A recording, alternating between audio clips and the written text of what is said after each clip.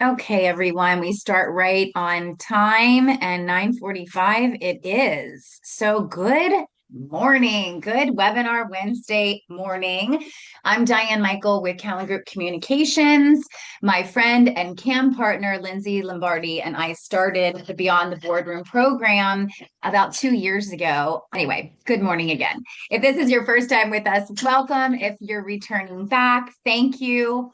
Our goal at Beyond the Boardroom is to educate board members and CAMs in an easy way at your desk, on your mobile, while you're traveling. I myself have been in 3 different countries while providing this program, so you can do it anywhere, and that's what we want for that's what we want for our CAMs is to be able to get educated anywhere on the go at your desk while you're traveling. Warren Buffett says the more you learn, the more you earn. And we love that. Okay, Minnie, please. We know how important education and CE credits are, and that's exactly why we decided to launch this program. We started on the fourth Wednesday of each month and have already grown to now offer education and CE credits on the second and fourth Wednesdays. So please mark your calendar for the next webinar Wednesday happening on June 10th. We will be opening up third Wednesday because we have a ton of new association allies, which are vendors, coming in to provide you with more and more CE. Today, we have one CE for OPP, we have one CE for HR, and we have one CE for EL. I will put the schedule into the chat, but you should have received that chat. Minnie, I'm working, sweet girl. You need to be calm and quiet, please. Calm and quiet. Sorry. The schedule is also in your newsletter. And so, speaking of newsletters, be sure to keep watching the emails and save us as a safe sender so that you don't miss any important education updates, as we are currently working on some really new programs for you. So please keep watching, share them with other CAMs if they're not getting them, share them with your board members so board members can get educated too, because we also believe a better educated board member is going to make your job easier. Okay. Again, I will put the information of the schedule into the chat, and I will go over how to get credits at the end because we need you to go through the course to get the credits. We had someone already this morning put in for credit. I'm like, you can't get credit before the class even starts, right, Will? That's right. That's right. Okay, let's introduce our first education presenter this morning, my friend, Will Diefenbach. Some people manage companies, others solve mysteries. For the past 7 years, Will has been doing both as the general manager of Aqua Leak Detection. His work centers around uncovering one of the most expensive and overlooked problems in Florida communities: pool leaks hiding beneath the surface. Will's path to this role is anything but typical. From student ministry, which I love, to whale watching, his diverse experiences shaped a leadership style grounded in curiosity, communication, and problem solving, and true leadership. I know Will, I've worked with Will for a long time. He is truly a leader in his industry and for his team. And it's so refreshing to see that as a team leader. Those skills now help him guide communities towards smarter pool maintenance decisions and long-term cost savings. At home, this is amazing. Will and his wife Becky are raising 4 adventurous kids, which means life stays busy and full of energy. When he finds a free moment, you'll find him near the water or sampling a new seafood dish. Today, he'll share practical insights, and his presentation, which is new. If you've been with us for a while, Will has been providing 2 different courses, and this is a new one, and this is one CE for OPP. And there on the screen is the title. Welcome and good morning, Will. Thank you so much for having me, and good morning to everybody.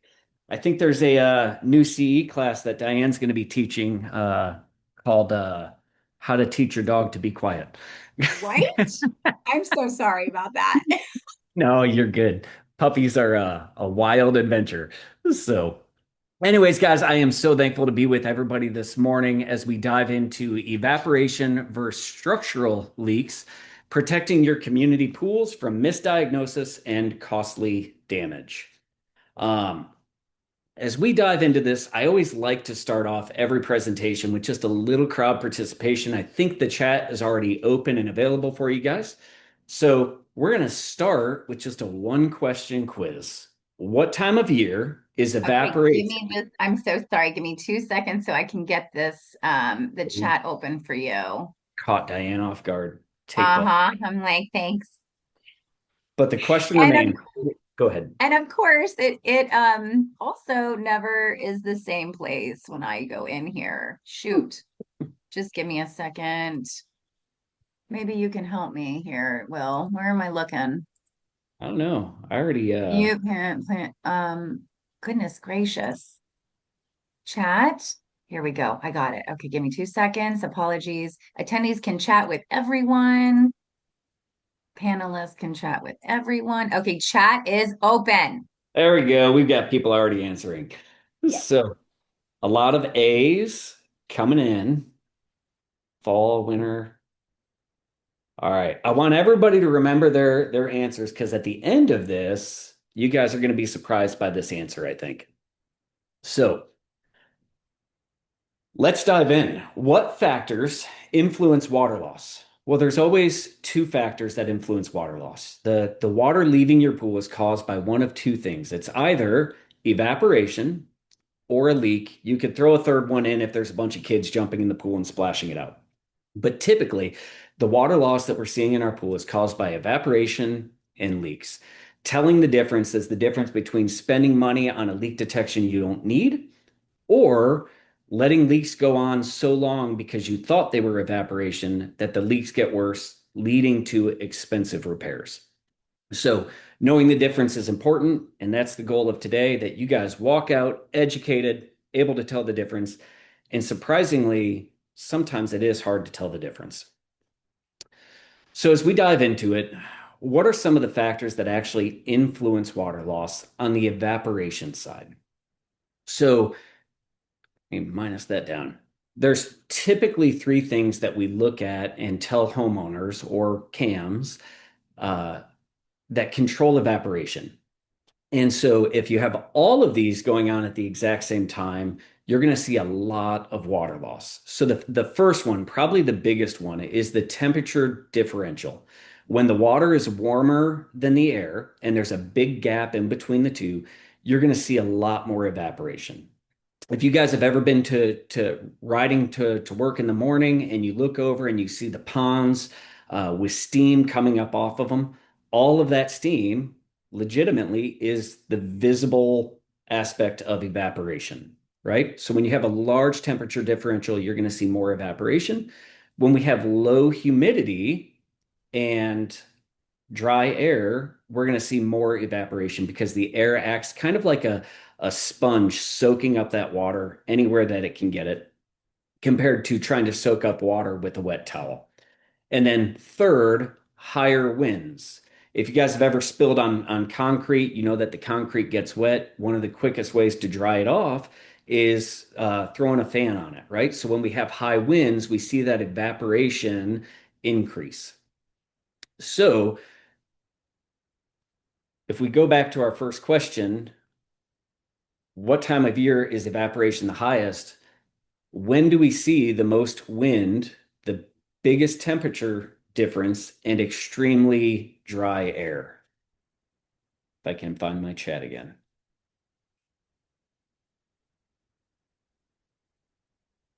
So typically, we're going to be seeing that, you guys, in the winter. Everybody likes to think that the most evaporation happens in the summer because it's so hot outside. However, typically, we're seeing the most evaporation in the winter. And I'll get into that a little bit more in just a few minutes here. So, on the flip side of things, if we know what the factors are that influence a evaporation, what are the factors that influence water loss with the structure and the plumbing? So typically there's three places that a pool is going to leak. It's going to either come from the equipment, the structure, or the plumbing. Sometimes it's coming from multiple places all at the same time. Again, knowing the difference between these, an actual leak in your pool, and evaporation can save you a lot of money.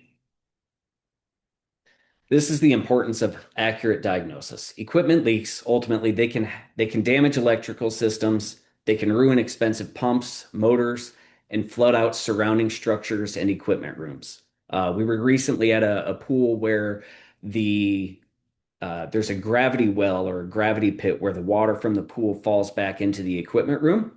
And we were recently on this job, and there was a leak in the gravity well in the structure of the equipment room that was actually flooding out a locker room right next door. Tons of water loss, huge leak over there, but it can definitely cause flooding and other issues. Structural leaks. This is the most common leak that we're going to see in a pool, somewhere in the pool's surface, and they can rapidly lower water levels. Cracks will get worse over time. And worst of all, because you're losing so much water, you're losing chemicals, which is going to shorten the lifespan of the pool's interior finish if left unresolved. And thirdly, plumbing leaks. Plumbing leaks can wash out soil beneath the deck. They can lead to cracking or settling, and they can place additional stress on the underground plumbing systems. In fact, I oftentimes say to people that a lot of plumbing leaks happen because a leak happened in the pool. And what I mean by that is if you have a leak already happening in the pool, going through the structure or another plumbing line, when it drains out, it causes dirt to settle or the soil beneath that deck to settle, which can cause other plumbing leaks to begin to pop and to begin to leak.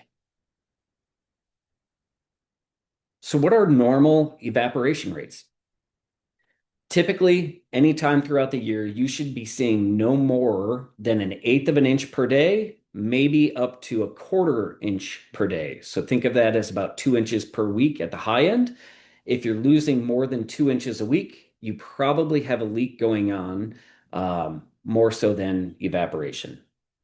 If it's less than that, uh, I like my little cartoon here. It's not a leak, it's science, and it's just the sun being extra, evaporating that water.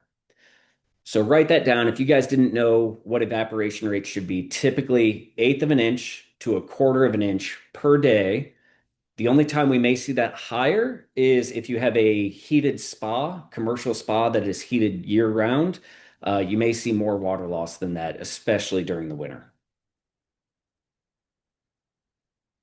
What else impacts evaporation? Does water features impact evaporation rates? Absolutely.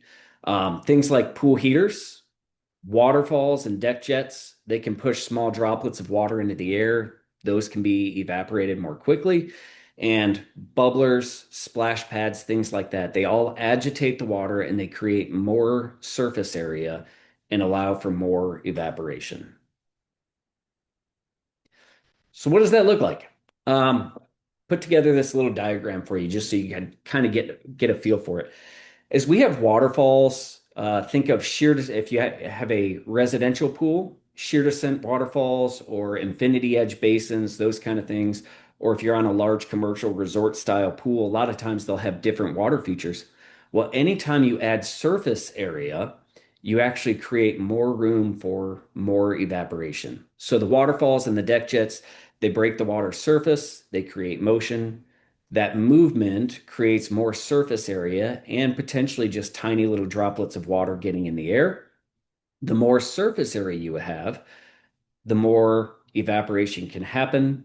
It allows the heat, the sun, the wind, and the higher temperatures to remove that moisture from the air above the water, which then causes higher evaporation.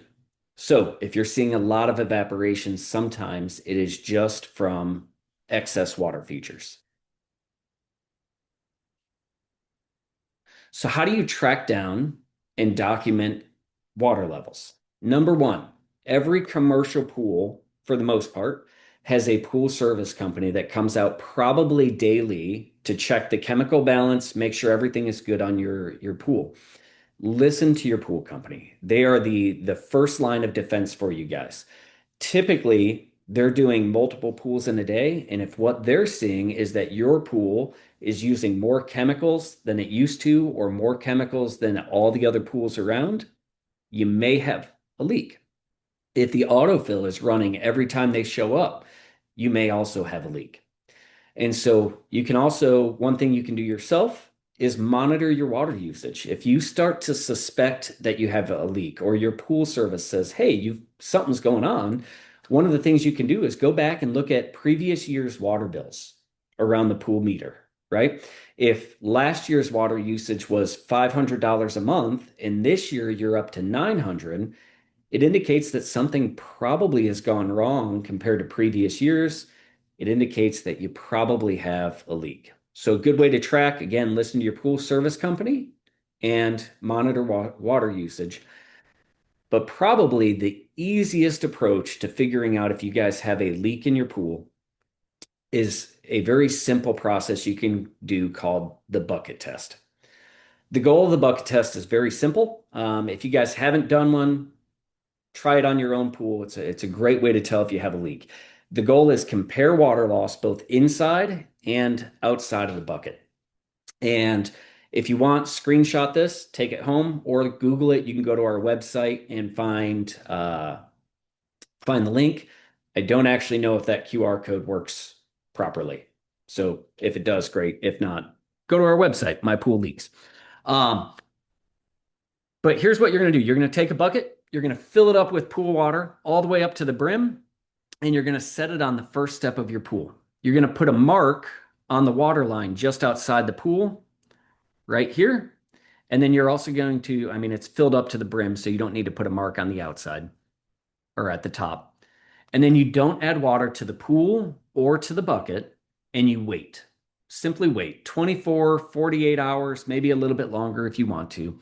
And when you come back after 48 hours, what you're going to do is you're actually going to mark the water level now inside of the bucket and where the water level is in your pool. And take a measuring stick, a ruler, and measure.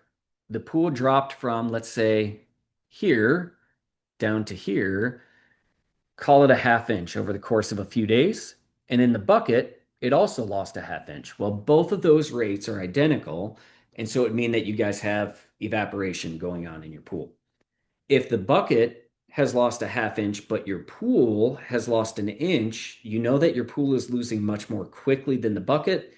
It definitely indicates that you probably have a leak in the pool. So this is a great screenshot if you guys want to take that one. I'll leave it up for one more second.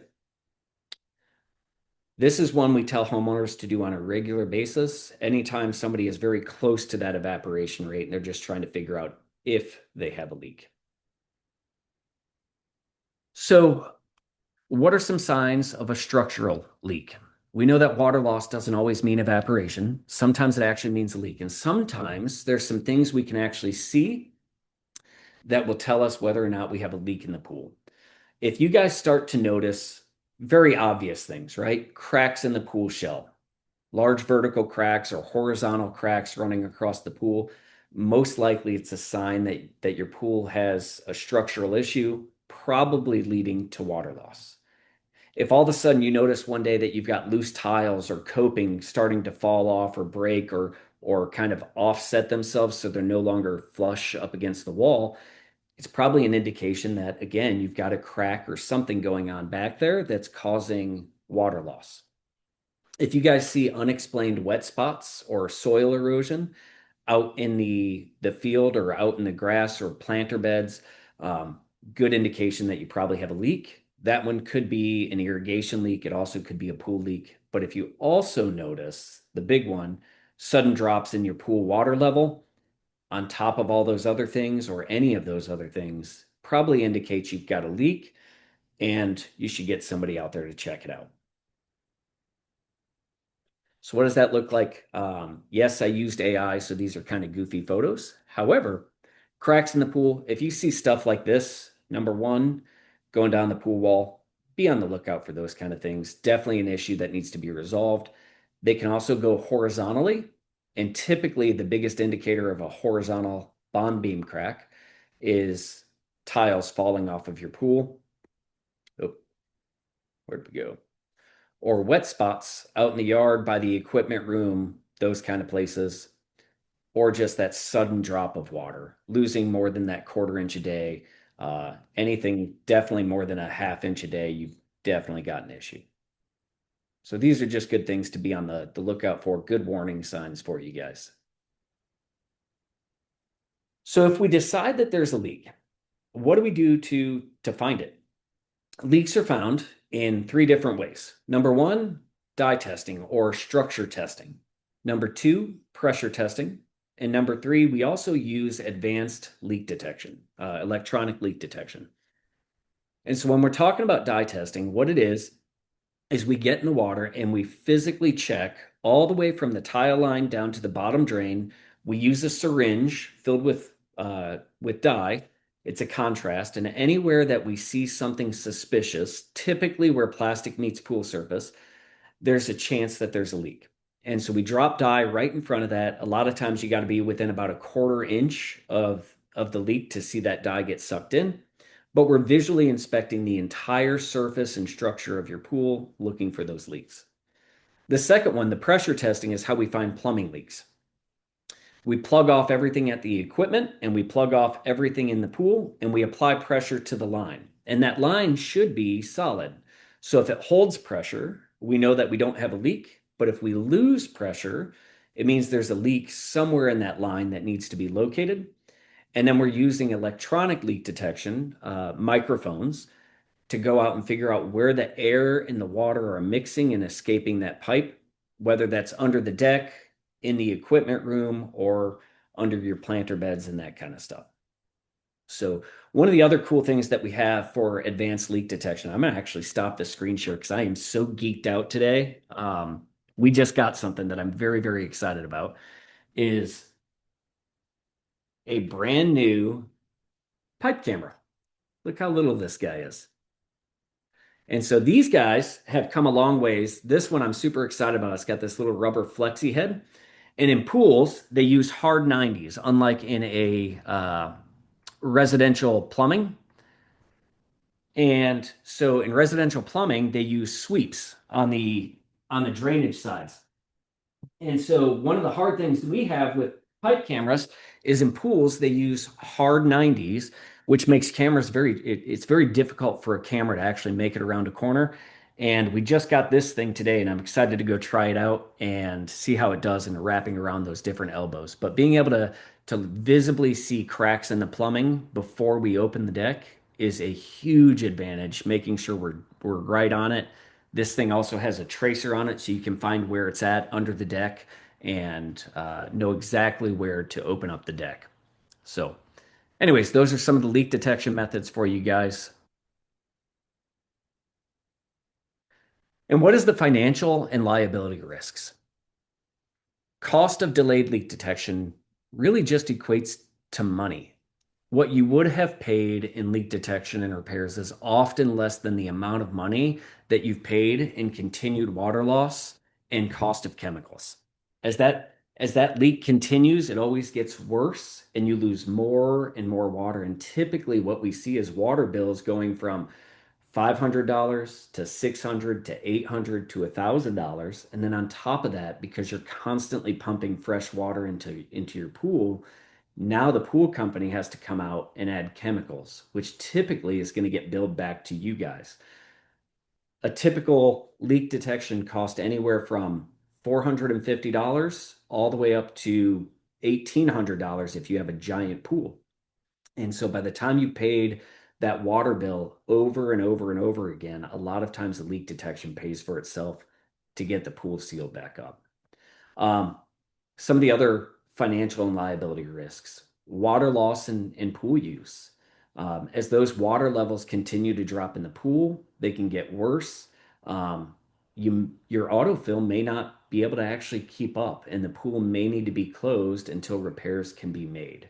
Don't let it get to that point. You never want the angry homeowners or guests that are in town to not be able to use that pool. Structural damage. Leaks only ever get worse, like I keep saying. If left leaking, you run the risk of cracks growing, equipment burning up, water jetting out from broken plumbing under the deck, which can lead to a liability concern because if you have a ton of water pumping out under your pool deck, you can actually get settling, which can cause concrete to crack, which can cause tripping hazards. On top of that, The chemical imbalance can lead to pools being shut down by the health department, and nobody wants that. So there are some risks that go along with it. Make sure that if you guys decide that there is a leak, get it checked out sooner rather than later. And probably the big one, the most obnoxious one, is renters and owners.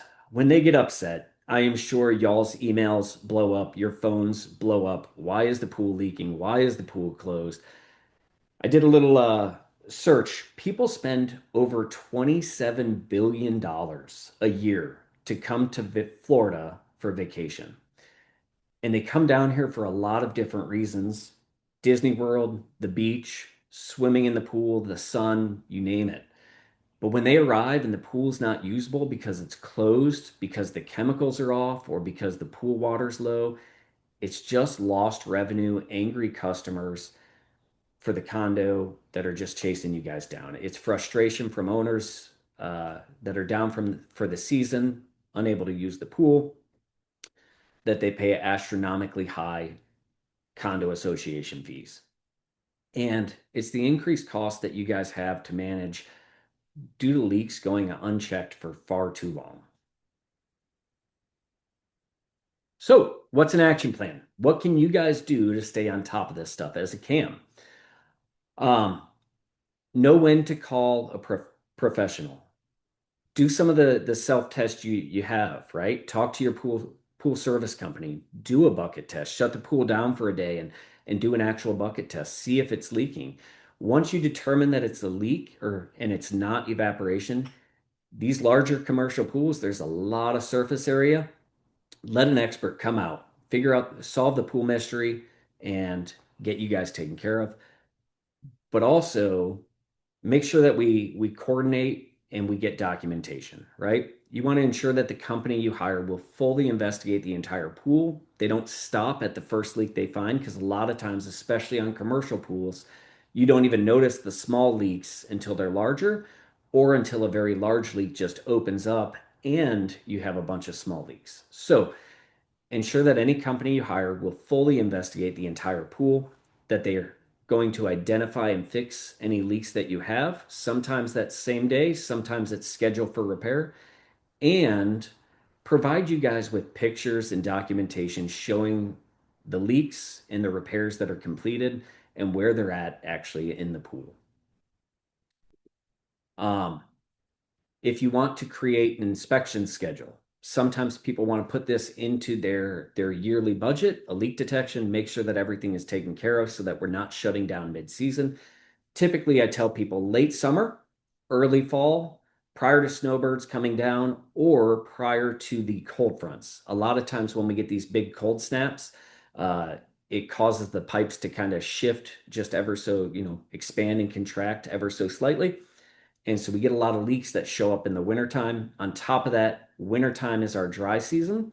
And so all these leaks that have gone unnoticed throughout all the rains of the summer, they become very evident as we get into the fall and into winter. And so if you plan a yearly leak detection, the recommendation is fall just prior to all of the higher evaporation and cold snaps coming in. Budgeting for preventative maintenance. This is a hard one, right? Nobody wants to spend money. And so when you talk to the boards, what you want to do is you want to bring documentation of previous leaks and repairs to the board, right? What did you spend last year on water bills before you finally got a leak detection done compared to what you were spending prior to that leak ever showing up? Bring documentation to show how expensive it is when these leaks go unchecked. Show them the increased water bills. Show them the damage that had been done because that leak never got fixed. Um, Help them to hear the pool company telling you guys that chemicals are constantly off and that they suspect a leak. Again, these pool companies, they're out at dozens of pools a week. They know when something's off and they're adding a lot more chemicals. So listen to them. They are, again, your first line of defense against a pool leak. And then ask for leak detection just to be a part of your annual budget. Again, you don't want to get shut down in the middle of winter from the health department. You don't want to shut down last minute to do repairs that were unexpected. Plan for the worst, and hopefully during season, people can enjoy the best.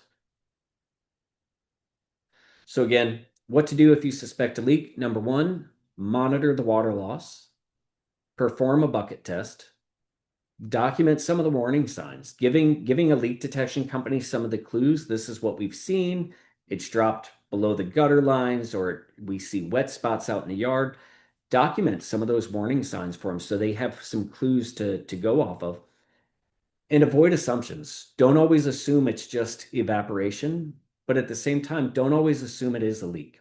So if you do these first three things, monitor that water loss, perform bucket test, you'll know whether or not it's a leak. And then finally, if needed, contact a qualified leak detection company early rather than later. And here's the great news, guys. While we cannot find evaporation for you, we definitely can find leaks for you guys. In fact, any company that does leak detection across the whole state is able to do that for you guys. Would love to help you. But let's make sure leaks don't take over your pool. Quiz time. Well, if you don't mind, we have some questions before we get into this. Sure. Let me find Okay, my little great. Thank chat box. you. And there's a lot of people that are asking to get the slides. We, as Webinar Wednesday, Beyond the Boardroom, we don't provide the slides on behalf of the presenters. So Will's information will be put in the chat and on the last slide for you to contact him directly so that you guys can start that relationship there as well. So you can contact Will directly for the slides. Okay, first question. What is a fair number to say? And if you went over these, I apologize. I took Minnie out and there was a duck in my pool. So I had to figure that out. So it's just a zoo over here today. What is a fair number to say weekly, no heater on, should a pool lose in inches? Inch and a half to 2 inches If should be the evaporation. if the equipment is dry and the tank is dried and the pool is almost empty, what could be the potential leak? Or can it be because of a failure of the vacuum pump? Good question. So if the equipment is dry, but the pool, when you say empty, how empty are we? I think it's pretty empty is from the next question or the If statement. if the pool pretty well, I would assume if it's getting almost all the way empty, it's probably draining very quickly. Um, a lot of times, if it drains super quickly, it's a leak under the deck on the pressure side where water is being pumped out under the deck somewhere, or a large cavity potentially down by the main drain. It's all concrete, and sometimes that concrete gets eaten up by chemicals over the years. And so if you have an almost empty pool, probably a leak in the deck, under the deck in the returns, or a large leak in the surface near the main drain. How many hours a day should a filtration system be running according to the health department? Great question. I don't do pool service. Um, Typically, so I can go rule of thumb for you, but I won't talk health department on that side of things. The rule of thumb is you want your pool to turn over at least once per day, right? So if you have 100,000 gallons and your pump can do 10,000 gallons in an hour, okay, then you want your pump to run 10 hours. Does that make sense? And so you want it to be able to turn over at least once, if not more. Summertime, you probably should be aiming for higher than that. I believe Azure is coming on at 11:40. If you guys stick around, he would be a great resource on that. While they're more construction than they are service, he's probably got a lot more experience in the service side than I do. Okay, what is the approximate cost for a leak detection? I think you said that. Sure. Residential, anywhere from about 350 up to 600-ish on most residentials, um, depending on if you have a lot of water features. If you're talking commercial, anywhere from probably about 650 all the way up to God only knows. Depends on if this is a Walt Disney style, pool. But typically I would expect anywhere from about 650 up to about the $1,800 mark.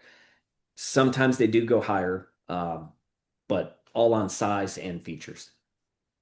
Can you perform a sound test electronic leak detection if the pool has a metal vessel? A metal vessel. What do we mean by a metal vessel? Um, Ms. Castell, if you want to put that into the chat again, or into the Q&A rather, that would be appreciated. She put a metal encasing. I don't think that it would cause any issues. I mean, we deal with metal ladders, that kind of stuff, in pools all the time. So I don't think that the electronic leak detection would cause an issue. Typically, what we're listening for is actually the sound of running water or dripping. And actually, the metal may make that even more clear.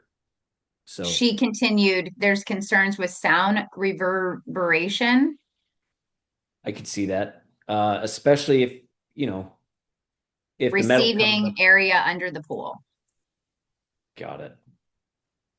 You might be able to. Typically, the sound is used to help verify the location of leaks, but typically, um, you can get a pretty good indication of it without them. So it all depends. If you guys are struggling with the leak and trying to pinpoint one and having a hard time, where are you located?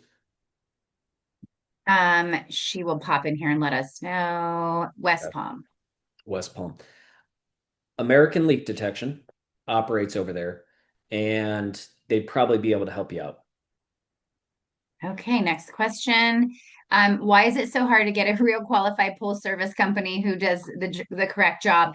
Um, and I just want to jump in here real quick, guys. Sure. Will is a board member, a volunteer board member for the Florida Swimming Pool Association, which is a statewide organization for the betterment of the pool and spa industry. And he just recommended somebody that is in that area. So if you are, we'll go over his service areas at the end as well. So be paying attention because we'd love for you to choose Aqua Leak Detection for your services. But if you're not in his service areas, he does have relationships with people that he knows from being a part of all these other volunteer organizations where he gives his time for free. And as far as how hard it is to get a pool service company, I think we all feel your pain on that. Yes. Here's another question that kind of goes along with the pool service. What is the acceptable temperature range for a pool according to the health department? He's not a pool service company, so we just recommend that you go to the health department website and ask. Yep. Do you have anything to add to that before I go to the next question? No, as far as the pool service goes, make sure you're in contact not just with your pool service technician, but with the actual management or ownership, if there's any concerns ever. Um, Speaking on behalf of our company, and we don't do pool service at all. So no cleaning, no chemical balance, nothing on our side. But on behalf of just about any company that exists out there, right? If the technician isn't doing well enough for you, be in touch with the management or the ownership. Make sure they're aware of it because a lot of times what will happen is people will talk to the service tech, and unfortunately, it's hard to get the service techs to care as much as management and ownership. We all want it, right? But it Yeah. is so hard. And if it's not known to management and ownership, give them the opportunity to fix it, is what I always say. If they can't, FSPA, Florida Swimming Pool Association, they have a whole list of pool services that are all people who literally care about the industry. Find somebody that's part of the FSPA because they care enough to give their time, donate money, and be involved in everything from legislation to holding other pool companies accountable. And so finding somebody in the FSPA is probably a great resource for finding a company that cares enough to make sure that things are being taken care of. Yep. Next question. We'll go through these really fast because we're ending here at 10:30. My apologies, everyone. I am just off today, not having my cam partner with me and my mini in the background. We were supposed to start at 9:30. We started at 9:45. Appreciate your patience with us in the beginning. Okay, next question. On the bottom of our pool, a section of the bottom of the pool has been pushed up and causing a crack. It appears that we are not losing any water at this time. Should we be worried at this time? If you're not losing water, what's probably happening is something called delamination. And if you can think of a concrete block wall with stucco over the top of it, and that stucco begins to fall off, same thing can happen with pool surface. So if you're not losing water and it's just like a bubbled up area, it's probably delamination. It's an indication that you need a resurface. Um, and they're probably going to have to come in, drain the pool, scrape all the old surface out, and put new surface in. Never fun, but that's probably what that is if you're not leaking. What happens when you have bubbles in the foundation of the walls of the pool? Same thing. The Probably pool is delay. about 20 to 25K gallons. My filtration runs about 10 to 12 hours daily. The pump is 3 speed for electric conservation. And as of July 1st, 2024, the pump should be a 3 speed. Very complex. Maybe they can contact you directly. Sure. The walls of the pool should be cleaned at least 1 to 2 times a week. Black algae. Contact Will directly on that one, Dominic. Okay, Will, let's speed through this real fast. I'll enable chat, everyone. So let's go through this test and see if you were paying attention, as I'm sure you did because you had so many questions. All right. So, what is the primary cause of normal water loss in pools? Seeing a lot of bees coming through. Coming through. Bees. Correct answer, evaporation. B. Question two, which factor increases evaporation? Cold weather, high humidity, wind and heat, or a covered pool? We got some A's, we got some C's. Guys, go ahead and put this into the chat and not the Q&A if you don't mind. That'd be great. Lots of C's and A's. So we're going to say wind and heat. The cold weather kind of ties into that. So maybe a trick question, but really it's the wind and the heat, the temperature differential between the water in the air and the wind itself. Number three, what is a sign of a structural leak? Stable water levels, cracks in the pool shell, clear water, or balanced chemicals? That one's a no-brainer. Ooh. They Yeah, got that. everyone's putting B. We got some smart cams here. Number four, what is the bucket test used for? Cleaning, measuring evaporation, testing chemicals, or fixing leaks? Lots of bees. All B's. Oh, someone put D in there. Someone did. Measuring evaporation. You want to find out if the evaporation is the same in the pool as it is in the bucket. By the way, if your bucket drains faster than the pool, your bucket has a leak and you need a new bucket. There you go. What indicates a plumbing leak?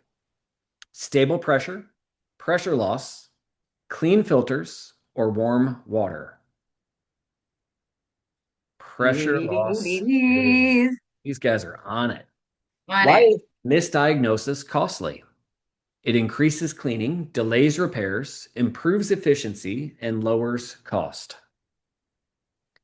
It can delay repairs. Things can get worse. What should Bee. cams monitor? Water levels, paint color, furniture, or pool toys? All A's coming through. Yes, all A's. Technically, all of those things, but water level, when I'm talking about leaks. What tool detects structural leaks? A brush, a dye test, a skimmer, or a net? We got all B's coming in. Dye testers, you guys are on it. And what is a financial risk? Lower bills, water loss costs, cleaner pools, or better lighting? And again, B's. Water loss, they're on it again. When should professionals be called? Immediately for suspected leaks, only yearly, never, or after draining? And we got almost all A's. I think they've got this stuff. I think they've got this. Okay, everybody. Great class. Will, first Thank you. time given this course. If you, as a CAM, thought that this was a good course, make sure to recommend it to your fellow CAMs and board members. You can take a screenshot of Will's contact information. Will you go over your service areas, please? Sure. So Aqua Leak Detection runs along the west coast of Florida, anywhere from about Apollo Beach all the way down to Marco Island. Um, Summertime, when the rains come, we may go a little bit further outside of that, but for the most part, we stay in that Apollo Beach down to Marco Island. If you guys need help finding a leak detection company anywhere else in the state, usually I have some form of a referral I can give you guys for some really great companies and great people.